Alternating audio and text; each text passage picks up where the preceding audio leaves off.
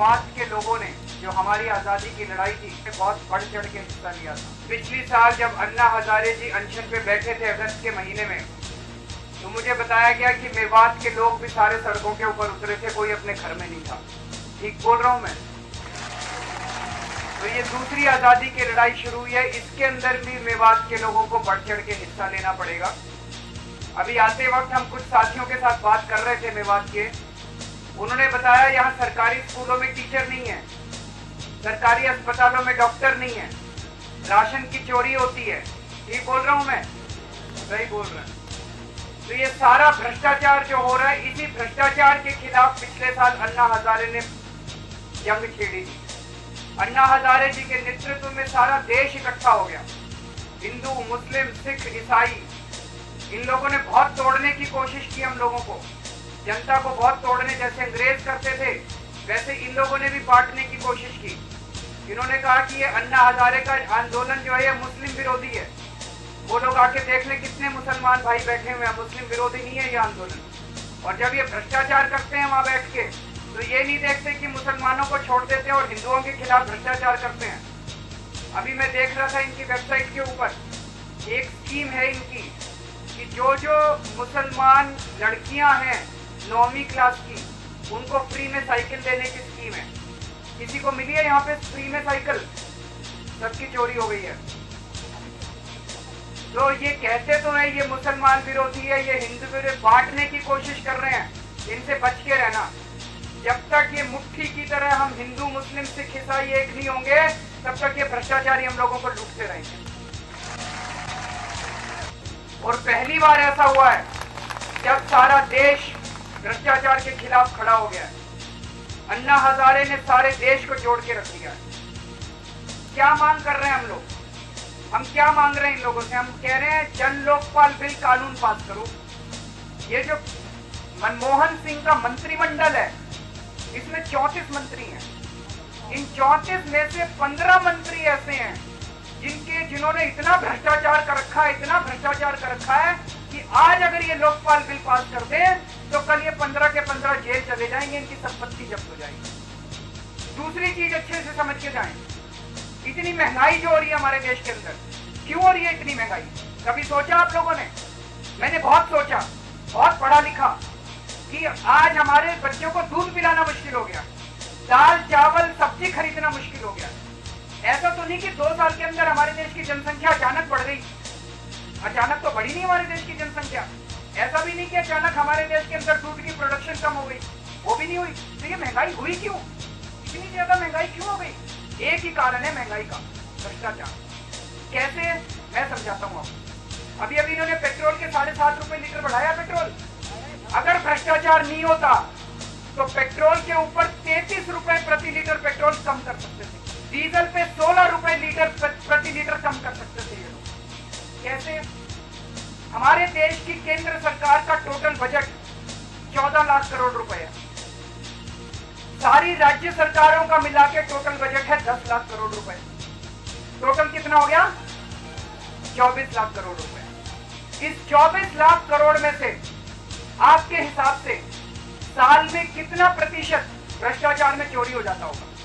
80%, 100%?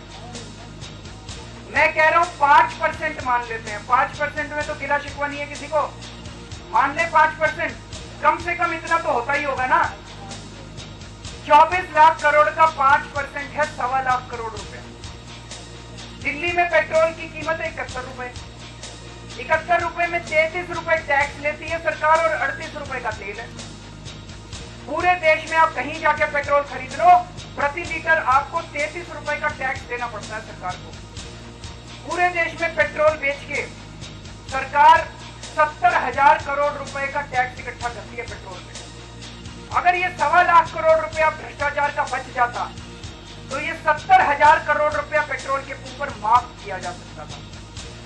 और अगर 70,000 करोड़ रुपए का टैक्स माफ हो जाता तो प्रति लीटर 33 रुपए पेट्रोल के कम किए जाते।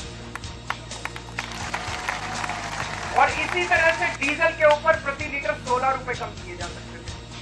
और अगर पेट्रोल और डीजल पे दाम कम हो जाते तो दूध भी सस्ता हो जाता, चावल भी सस्ता हो जाता, दाल भी सस्ती हो जाती, सब्जी भी सस्ती हो जाती, क्योंकि ट्रांसपोर्ट सस्ता हो जाता। लेकिन ये लोग करेंगे नहीं। ये लूट तंत्र है, जानबूझ के महंगाई कर रखी है, कोई कारण नहीं है महंगाई का, जानबूझ के महंगाई कर रखी है हम लोगों को चूसने के लिए, हम लोगों को लूटने के लिए। हमारी जेब से पैसा लूटा जाता है और ये सारा पैसा ये मंत्री स्विस बैंकों में ले जाते हैं, लेकिन झूठ बोल रहे हैं।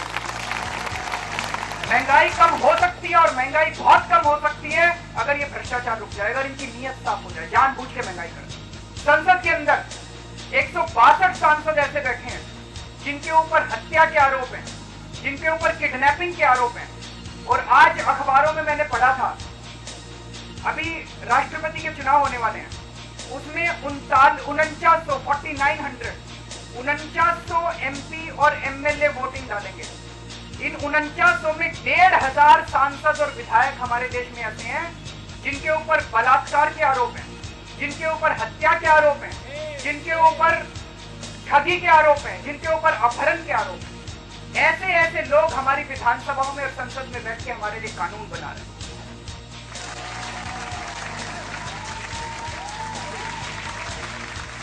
एक मीटिंग में मैंने बोल दिया कि हमारी संसद में कुछ हत्यारे बैठे हैं जो कहते हैं इस लड़के की भाषा बड़ी खराब है। मैंने बहुत सोचा घर आके कि मैंने, हो सकता है जवान आदमियों को कई बार भाषा फिसल जाती है, मैंने सोचा आके कि जो हत्या करे उसको हत्यारा ना बोले तो क्या बोले, हत्यारा ही तो बोलेंगे।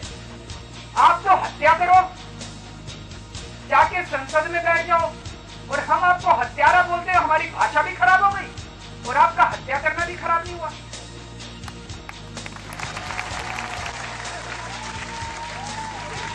कहते हैं अभी तो आरोप लगे हैं। हमने कहा जी 25 साल लगेंगे आरोप सिद्ध होने में, 25 साल तक मुकदमा चलता रहेगा, तब तक आप जीत जीत के आते रहना संसद के अंदर। तो कहते हैं हो सकता है 25 साल बाद छूट जाए। हमने कहा बिल्कुल हो सकता है छूट जाए, लेकिन ये भी तो हो सकता है ना छूटे।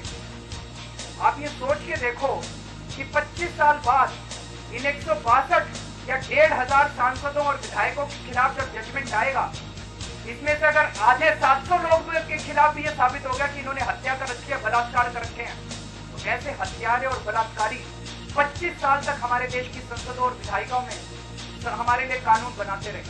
क्या जनतंत्र रह गया, क्या लोकतंत्र रह गया, धोखा ही धोखा है हम लोगों को। अन्ना जी का स्वास्थ्य ठीक नहीं रहता, बहुत बुजुर्ग हो गए हैं। हमने हाथ जोड़ के उनसे विनती की कि अन्ना जी इस बार अनशन आप नहीं करेंगे, अनशन युवा करेंगे, हम लोग करेंगे, जवान आदमी करेंगे इस बार अनशन। हमने कहा आप रहेंगे हमारे साथ, स्टेज पे रहेंगे, हमारा मार्गदर्शन करेंगे, सारे निर्णय अन्ना जी लेंगे, लेकिन अनशन नहीं करने देंगे। ठीक बात है कि नहीं है? अनशन हम लोग करेंगे। जैसे पहली आजादी की लड़ाई में युवाओं ने बढ़ चढ़ के हिस्सा लिया था, भगत सिंह, चंद्रशेखर आजाद, सुभाष चंद्र बोस, सारे युवा थे, उन्होंने बलिदान दिया था। इस दूसरी आजादी की लड़ाई के अंदर भी अब देश बलिदान मांग रहा है और युवाओं को सामने आना पड़ेगा। बिना बलिदान के भ्रष्टाचार और महंगाई कम नहीं होने वाली। देश बलिदान मांग रहा है। जब मैं ये बात कई जगह कहता हूँ तो कई लोग कहते हैं जी आपको तो डायबिटीज है, आप कैसे वहां पे अनशन करोगे? तो मैंने कहा जी देश के लिए बलिदान करने का अधिकार तो सबको है। ये थोड़ी है कि जिसको डायबिटीज नहीं है वही बलिदान करेगा, जिसको डायबिटीज है वो भी बलिदान करेगा, उसको भी अधिकार है बलिदान करने। तो हम तो जाके बैठेंगे वहां पे। तो यहाँ जितने लोग बैठे हैं, जिसको डायबिटीज है, शुगर की बीमारी है, उसको मुक्ति नहीं है, बलिदान करने के लिए आपको भी आना पड़ेगा, सबको आना पड़ेगा। आएंगे? मैं तो आम आदमी हूँ, भ्रष्टाचार से दुखी हूँ, पीड़ित हूँ, महंगाई से भी पीड़ित हूँ। मेरे को नहीं पता जनता आएगी कि मैं तो 25 जुलाई को जाके बलिदान देने के लिए जंतर मंतर पे बैठ जाऊंगा। जनता को तय करना है जनता आएगी कि नहीं आएगी। साथियों ये धर्म युद्ध है, सच्चाई कभी हार नहीं सकती। आंदोलन तो सफल होगा ही होगा। भ्रष्टाचार मुक्त तो भारत बनेगा ही बनेगा, भारत से भ्रष्टाचार खत्म होगा ही होगा, लेकिन कब होगा ये मेरे को नहीं पता। तो साथियों अब तय आप लोगों को करना है। 25 जुलाई से जब अनशन होगा तो उस कुरुक्षेत्र के अंदर आप लोग कौरवों के साथ होंगे कि पांडवों के साथ होंगे कि अपने घर में बैठ के किसी के साथ नहीं होंगे, बैठ के टीवी देख रहे होंगे, ये तय आप लोगों को करना है। मेरे को तो लगता है कि कुरुक्षेत्र की इस लड़ाई में कूदना पड़ेगा हर भारतवासी को, नहीं तो मुक्ति नहीं है हमको। एक दुष्यंत कुमार की कविता है, मैं वो कविता आपके सामने सुनाना चाहूंगा। मैं गाता अच्छा नहीं हूं, लेकिन इस कविता के भाव बहुत अच्छे हैं, तो पूरे जोश के साथ गाना पड़ेगा। हो गई है पीर पर्वत सी पिघलनी चाहिए, हो गई है पीर पर्वत सी पिघलनी चाहिए, इस हिमालय से कोई गंगा निकलनी चाहिए, इस हिमालय से कोई गंगा निकलनी चाहिए, सिर्फ हंगामा खड़ा करना मेरा मकसद नहीं, सिर्फ हंगामा खड़ा करना मेरा मकसद नहीं, मेरी कोशिश है कि ये सूरत बदलनी चाहिए, मेरी कोशिश है कि ये सूरत बदलनी चाहिए, मेरे सीने में नहीं तो तेरे सीने में सही, मेरे सीने में नहीं तो तेरे सीने में सही, हो कहीं भी आग लेकिन आग जलनी चाहिए, हो कहीं भी आग लेकिन आग जलनी चाहिए, आज ये दीवार पर्दों की तरह हिलने लगी, आज ये दीवार पर्दों की तरह हिलने लगी, शर्त लेकिन ये है कि बुनियाद हिलनी चाहिए, शर्त लेकिन ये है कि बुनियाद हिलनी चाहिए। इनकलाब जिंदाबाद, इनकलाब जिंदाबाद।